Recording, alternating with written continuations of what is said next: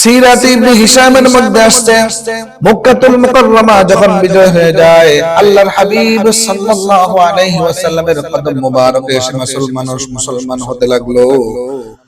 আমির হামজার হত্যাকারী ওয়াহশী তিনি পালিয়ে যাচ্ছিল। লোকেরা বলল, ইয়া ওয়াহশী আইনা তুরিদু, ওয়াহশী তুমি কোথায় পালিয়ে যাও? ওয়াহশী বলল, আমার তো আর ক্ষমার জায়গা নাই। মানুষ দলে দলে মুসলমান হতে লাগলো, ক্ষমা পেয়ে গেল, আমার তো আর পাওয়ার জায়গা নাই, আমার তো আর ক্ষমা হবে না। কারণ হলো উহুদের ময়দানে আল্লাহর হাবিব সাল্লাল্লাহু আলাইহি ওয়াসাল্লামের চাচা আমির হামজাকে আমি বাড়াটিয়া হিসেবে তাকে শহীদ করার জন্য গিয়েছিলাম, আসলে আমি যুদ্ধ করার জন্য যাই নাই। কিতাবের মধ্যে আসছে আল্লাহর হাবিব সাল্লাল্লাহু আলাইহি ওয়াসাল্লাম দান শহীদ হওয়ার কারণে যতটুকু কষ্ট পেয়েছে এর থেকে বেশি কষ্ট পেয়েছে আল্লাহর হাবিব সাল্লাল্লাহু আলাইহি ওয়াসাল্লামের চাচা আমির হামজা রাদিয়াল্লাহু আনহু। শাহাদাত বরণ কারণে আল্লাহর হাবিব সাল্লাল্লাহু আলাইহি ওয়াসাল্লাম কষ্ট পেয়েছে। সেই উহুদের ময়দান আল্লাহ আমাদেরকে দেখার তৌফিক দান করেছেন। সুবহানাল্লাহ ওয়া বিহামদি। আজ পর্যন্ত সেই নিদর্শন আছে, আমরা সকলে যাওয়ার চেষ্টা করব ইনশাআল্লাহ।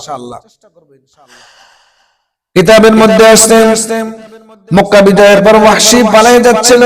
লোকেরা বলল, ইয়া ওয়াহশী আইনা তুরিদু, ওয়াহশী কোথায় পালিয়ে যাও?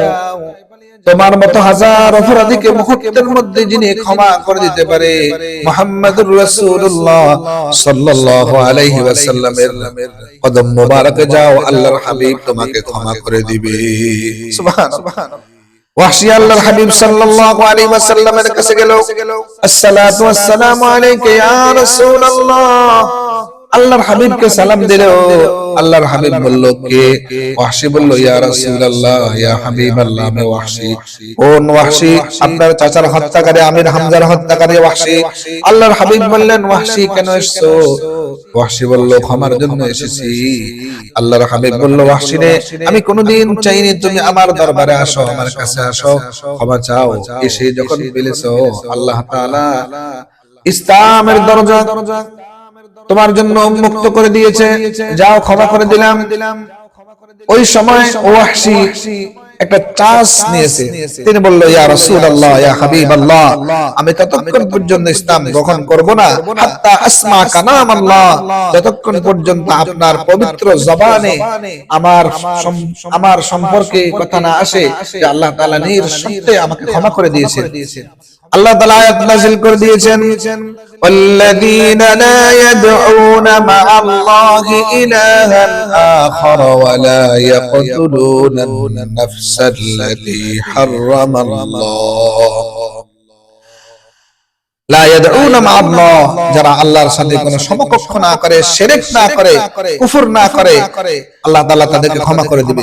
ওয়াহশী বলল, ইয়া রাসূলুল্লাহ, ইয়া হাবিবাল্লাহ, ইন্নী আশরাকতু বিল্লাহ ওয়া কাতালতু আন-নাফসা আল্লাতী হারামাল্লাহু ইল্লা বিল হক।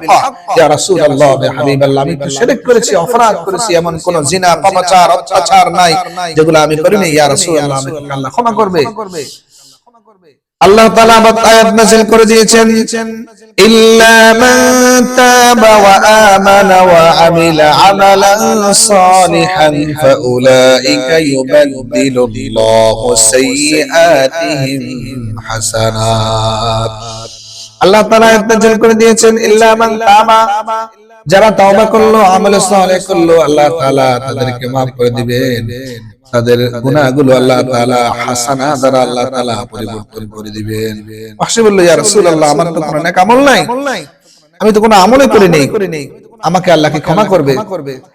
আবার পয়গাম জারি হয়ে গেল, ইন্নাল্লাহা লা ইয়াগফিরু আন ইউশরাকা বিহি ওয়া ইয়াগফিরু মা দুনা যালিকা লিমান ইয়াশা। আল্লাহ তাআলার পক্ষ থেকে পয়গাম জারি হয়ে গেল, আল্লাহ তাআলা আইয়াগফিরু ওয়া ইয়াশরুকু মা ইয়াশরুকুনা আইয়াগফিরু বিহি ওয়া ইয়াগফিরু মা দুনা যালিকা লিমান ইয়াশা। আল্লাহ তাআলা যাকে ইচ্ছা তাকে ক্ষমা করে দিতে পারে, আল্লাহ তাআলার ব্যাপারে কোনো সমস্যা নাই। আইয়ুশরাকা বিহি ওয়া ইয়াগফিরু মা দুনা যালিকা লিমান। ওয়াহশী বলল, ইয়া রাসূলুল্লাহ, ইয়া হাবিবাল্লাহ, আল্লাহ যদি আমাকে ক্ষমা করতে না চায় আমার কি অবস্থা হবে? এই জন্যই তো আমরা বলি মুহাম্মদুর রাসূলুল্লাহ সাল্লাল্লাহু আলাইহি সাল্লামের সাহাবায়ে কেরাম সত্যের মানদণ্ড। কারণ হলো সাহাবায়ে কেরাম আল্লাহর রাসূলের কাছ থেকে দুনিয়া থাকা অবস্থায় জান্নাত লিখে নিয়েছেন। সুবহানাল্লাহ।